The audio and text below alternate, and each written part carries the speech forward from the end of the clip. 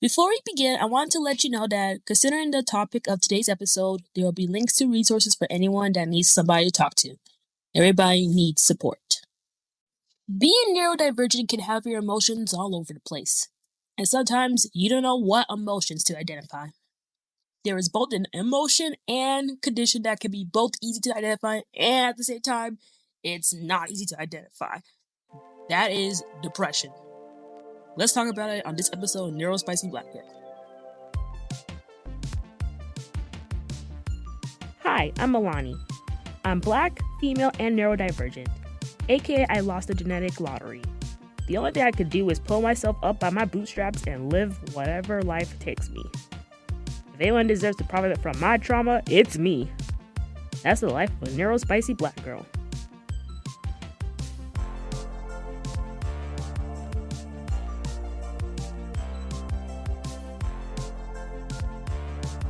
Welcome to Neurospicy Black Girl, the only place where your serotonin levels may be low, but your dark humor is high. I'm Alana, and today we're talking about a topic that feels like that one roommate who doesn't pay rent, eats your food, and still somehow never leaves. Depression. Now, before we get into the heavy stuff, I just want to say, if you're struggling right now, you are not alone. Depression is real. And it doesn't care if you're the strong friend, if you're the eldest daughter, or if you just got promoted. Depression will pull up to your mental house party uninvited, sit in the corner, and make everything awkward. So, let's get into it. Depression ain't always just crying in bed with a pint of ice cream while listening to sad girl music. Although, yes, I do have a Spotify playlist called Sad and Depression Time. It's not public, so good luck to that.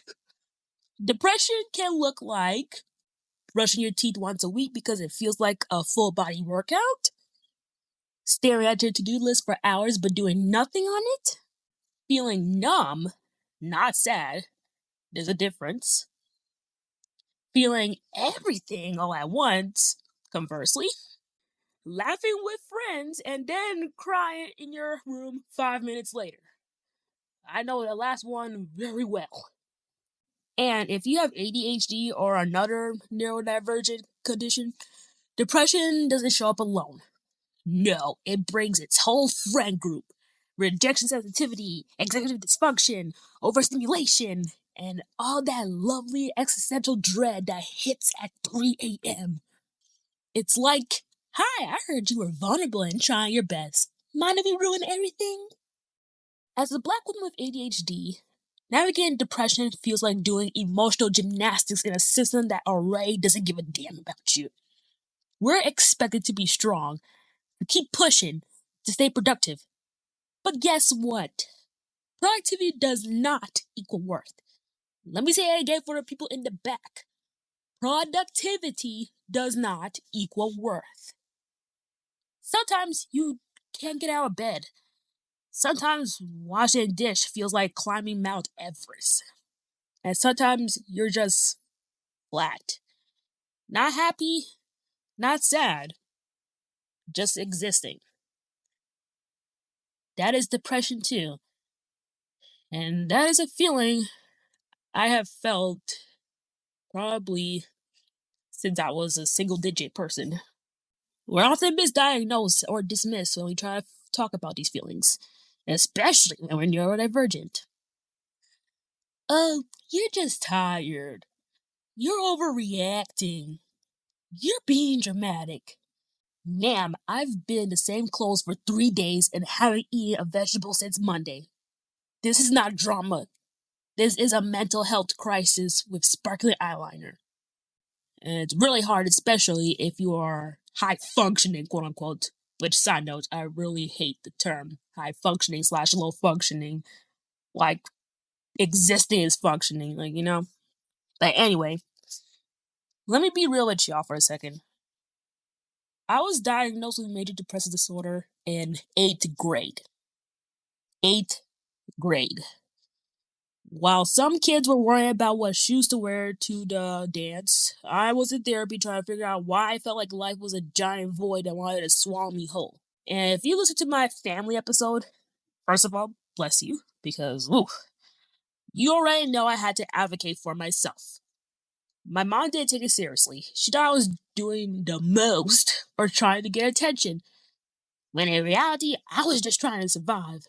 It's hard enough dealing with depression, but dealing with it while being told you're a burden, that mess hits different. Don't worry, we'll talk more about my mom in a future episode in May. When I'm depressed now, it shows up in full force.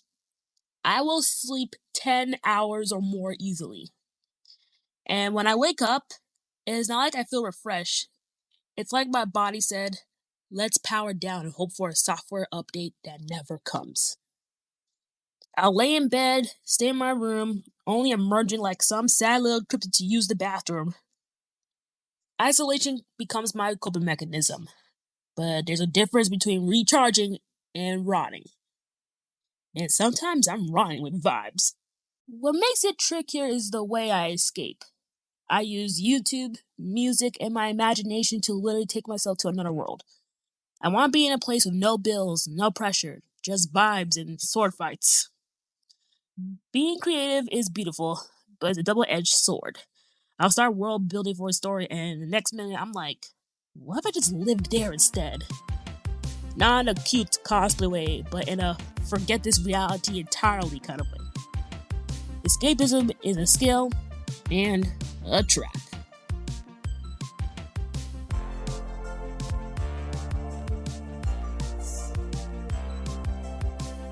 Okay, wow. So now that I trauma dumped with flair, let's talk about some things that actually help me when I'm stuck in a depressive pit.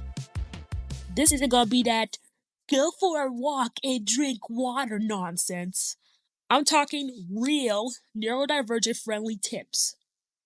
Tip number 1, make your environment work for your depression, not against it. If you know you're going to be horizontal for most of the day, set yourself up for success. Put a full water bottle next to your bed. Pretty little snacks you can reach for. Cue up your favorite comfort show or playlist. It's not about being productive. It's about making life easier on days when brushing your teeth feels like a full-on quest. For me, I would say put on shows that are like very easygoing or have a lot of imagination. Oftentimes, cartoons really help me out. Especially sometimes watching cartoons from my childhood, like Arthur or the OG Teen Titans. Like, yeah, that makes my brain do little happy dance, or at least have this sense of comfort. But that's just me. Now, the next tip might be a hard one considering if you are on the more social anxiety side, but still try this. Tip number 2, text your people.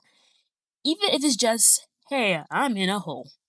Now look, it may feel like this, but you don't have to explain everything. You don't have to be bubbly. Just letting one trusted friend know, hey, I'm not okay right now, can create a little crack in the isolation. You don't owe everyone access to your sadness. Trust me, because there are people who do not deserve to see that, and some will take advantage of that, as I've experienced it there multiple times. However, you do deserve support. And like I said earlier in the beginning of the episode, I will leave links to resources and hotlines that you can reach out to. Tip number 3, channel your imagination with intention. If you're like me and you use fantasy to escape, try flipping that script. Write a story, voice memo your dream world, or draw your characters. Let your imagination work for you, not against you. The best thing about being creative is that you are in control. You can do anything you want, well, within reason, and with whatever materials you have. Essentially, you do you. You don't have to live in your made-up world to benefit from it. Bring the joy here, even if it's just in little bits.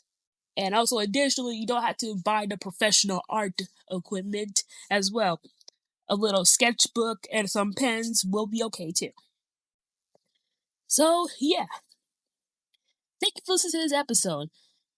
Honestly, this is a very tough topic for me to talk about. especially since this is a topic where the challenge is something that I am still going through each and every day. But one thing for sure is that I am not alone, and you are not alone. Links to support me are in the description. Remember, it's okay to be human. Do what's best for you. And if you haven't heard it today, thank you for still being here. Tune in next time where something new happens and it won't be boring.